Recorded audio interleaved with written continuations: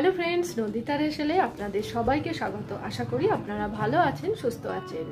আজ আমি আবারও একটা নতুন রেসিপি নিয়ে চলে এসেছি, নিরামিষ ক্যাপসিকাম পনির।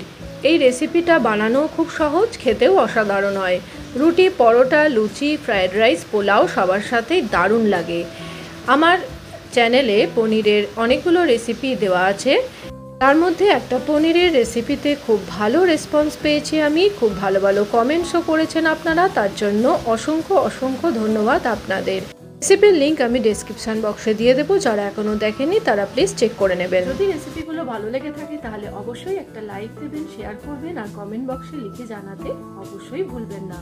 আর সাবস্ক্রাইব করে নেওয়ার জন্য অনুরোধ রইল, আমার চ্যানেলটিকে পাশে থাকা বেল আইকন সমেত অল বাটনটাও প্রেস করে দেবেন, তাহলে নিত্য নতুন রেসিপির নোটিফিকেশনগুলো আপনাদের ফোনে পৌঁছে যাবে।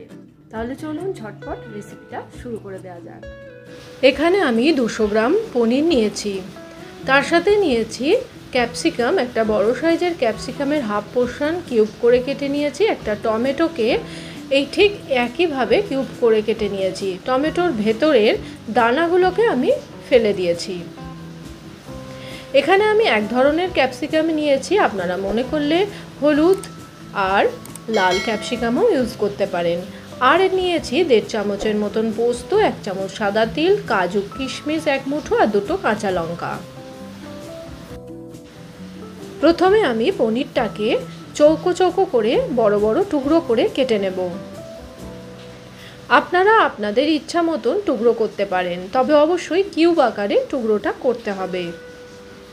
আমি একটু বড় বড় করে টুকরোগুলো করছি, আপনারা মনে করলে ছোট ছোট করেও করতে পারেন।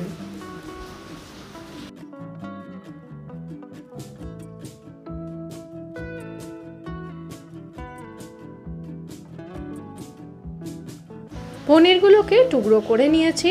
এবার আমি একটা মশলার পেস্ট করে নেব। তার জন্য একটা মিক্সার গ্রাইন্ডারে আমি পোস্ত, তিল, কাজু বাদাম, কিশমিশ আর কাঁচা লঙ্কা দিয়ে দেব।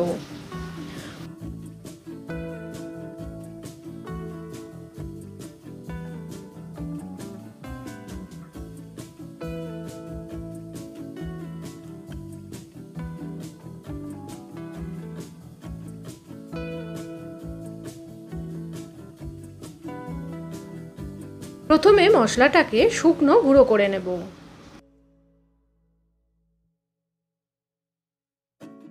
এবার সামান্য একটু জল দিয়ে একটা মিহি পেস্ট তৈরি করে নিতে হবে।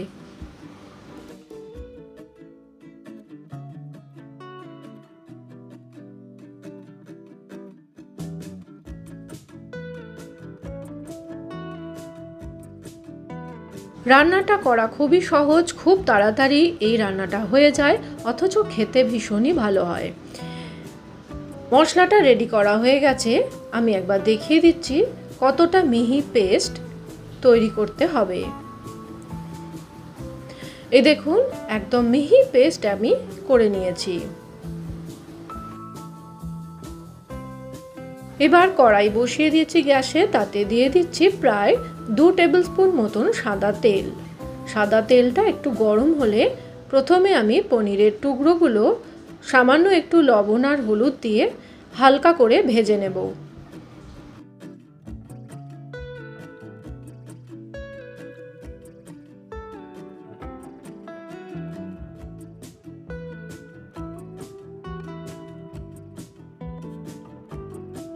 পনিরগুলো ভাজা হয়ে গেছে, আমি একটা পাত্রে তুলে রাখছি।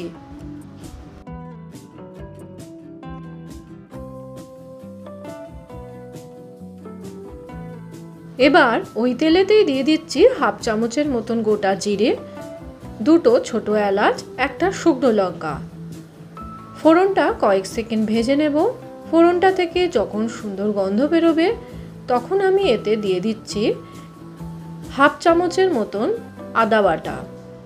আদা বাটাটা দিয়েও কয়েক সেকেন্ড নেড়ে ছেড়ে ভেজে নিতে হবে, যতক্ষণ না আদার কাঁচা গন্ধটা চলে যাচ্ছে। আদা বাটাটা ভেজে নেওয়ার পর দিয়ে দিচ্ছি 1/4 চা চামচ জিরে গুঁড়ো, প্রায় 1 চামচের মতন ধনে গুঁড়ো আর কাশ্মীরি রেড চিলি পাউডার। এটা আমি শুধুমাত্র কালারের জন্য ইউজ করেছি, আপনারা মনে করলে নাও দিতে পারেন। তবে এই রান্নাটায় হলুদের কিন্তু ব্যবহার হবে না, সেই জন্যে কাশ্মীরি রেড চিলি পাউডার আমি প্রায় 1 চামচের মতন দিয়েছি। আর ঝালের পরিমাণটাও আপনারা আপনাদের ইচ্ছা মতন দেবেন।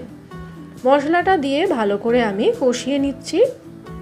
মশলাটা কিছুক্ষণ কষিয়ে নেওয়ার পর দিয়ে দিচ্ছি ক্যাপসিকাম আর টমেটোর টুকরোগুলো। ক্যাপসিকাম আর টমেটোটা দিয়েও ভালো করে নেড়েচেড়ে মশলার সাথে মিশিয়ে নিতে হবে। টমেটো আর ক্যাপসিকামটা ভাজার সময়তেই দিয়ে দিচ্ছি অল্প করে একটু লবণ।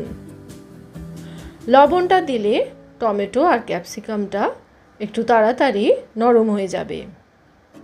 কিছুক্ষণ নেড়েচেড়ে ভেজে নেওয়ার পর এবার আমি বেটে রাখা মশলাটা এর মধ্যে দিয়ে দেব। এবার মিহি করে বেটে রাখা পোস্ত, তিল, কাজু বাদাম আর কিশমিশ আর লঙ্কার পেস্টটা আমি এর মধ্যে দিয়ে দিচ্ছি। এই রান্নাটা আপনারা আমিষভাবেও করতে পারেন। ফোড়ন দেওয়ার সময় ছোট ছোট করে পেঁয়াজ প্রথমে ভেজে নিয়ে তারপর আদা রসুনের পেস্ট দিয়ে ভালো করে কষিয়ে নিয়ে এই একই মশলা দিয়ে রান্নাটা করা যায় যদি আপনারা আমিষভাবে করতে চান। তবে এই রান্নাটা নিরামিষ হিসাবেই বেশি ভালো লাগে খেতে। মশলাটা দিয়ে আর একটু জল দিয়ে আমি এবার মশলাটাকে ক্যাপসিকাম আর টমেটোর সাথে খুব ভালোভাবে কষিয়ে নেব। অবশ্যই ঢাকা দিয়ে দিয়ে কষাতে হবে যতক্ষণ না এর থেকে তেলটা আলাদা হচ্ছে। 2 থেকে 3 বার আমি ঢাকা খুলে খুলে মশলাটাকে নেড়েচেড়ে দিচ্ছি যাতে তলায় ধরে না যায়। কাজু বাদামের পেস্ট দেওয়া আছে তাই তলায় ধরে যাওয়ার চান্সটা বেশি থাকে, তাই মাঝে মধ্যেই ঢাকা খুলে খুলে মশলাটাকে একবার নেড়েচেড়ে দিতে হবে। তেলটা সেপারেট হয়ে গেছে, এবার আমি ওপর থেকে জল দিয়ে দিলাম পরিমাণ মতন। যে বাটিটায় আমি মশলা পেস্ট করেছিলাম, মিক্সার গ্রাইন্ডারের যে বাটিটায় আমি মশলা পেস্ট করেছিলাম সেই বাটিটার ধুয়ে জলটা আমি এতে দিয়ে দিলাম। খুব বেশি জল এতে আমি অ্যাড করছি না, কারণ এই তরকারিটা খুব বেশি ঝোলঝোল হবে না, একটু মাখা মাখা হবে। জলটা দিয়ে দেওয়ার পর এবার ভেজে রাখা পনিরগুলো অ্যাড করে দিচ্ছি। পনিরটা দিয়ে ভালো করে মিশিয়ে নেওয়ার পর আমি এবার এটা ঢেকে রান্না হতে দেব প্রায় 7 থেকে 8 মিনিট, গ্যাসের আঁচটা মিডিয়াম টু লোতে রেখে। মাঝখানে একবার ঢাকাটা খুলে নিয়ে আমি আরও একটু লবণ এতে অ্যাড করে দিচ্ছি আর দিয়ে দিচ্ছি পরিমাণ মতন চিনি। এখানে আমি প্রায় 1.5 চামচের মতন চিনি অ্যাড করলাম। যেহেতু নিরামিষ রেসিপি সেজন্য মিষ্টিটা দেওয়া যেতেই পারে, বা এই রান্নাটায় একটু মিষ্টি দিলে খেতে মন্দ হয় না। প্রায় 7-8 মিনিট পর আমি ঢাকাটা খুলে নিচ্ছি। খুলে নিয়ে আপনাদের দেখাচ্ছি নিরামিষ ক্যাপসিকাম পনিরের ফাইনাল লুক। দেখুন ঝোলটা বেশ ঘন হয়ে গেছে। এবার আমি দিয়ে দিচ্ছি একদম শেষে একটু বাটার ছাড়া আপনারা ঘিও দিতে পারেন। এতে দিয়ে দিচ্ছি অল্প করে একটু গুঁড়ো গরম মশলা আর দিচ্ছি সবশেষে হাতে একটু কসুরি মেথি নিয়ে গুঁড়ো করে ওপর থেকে ছড়িয়ে দিলাম। সমস্তটা বেশ ভালো করে মিশিয়ে নিতে হবে। মিশিয়ে নিয়ে আমি গ্যাসের আঁচটা এবার বন্ধ করে দিয়ে 5 মিনিটের জন্য স্ট্যান্ডিং টাইমে রেখে দেব। তারপর আপনাদের সার্ভ করে দেখাবো আজকের রেসিপি নিরামিষ ক্যাপসিকাম পনির।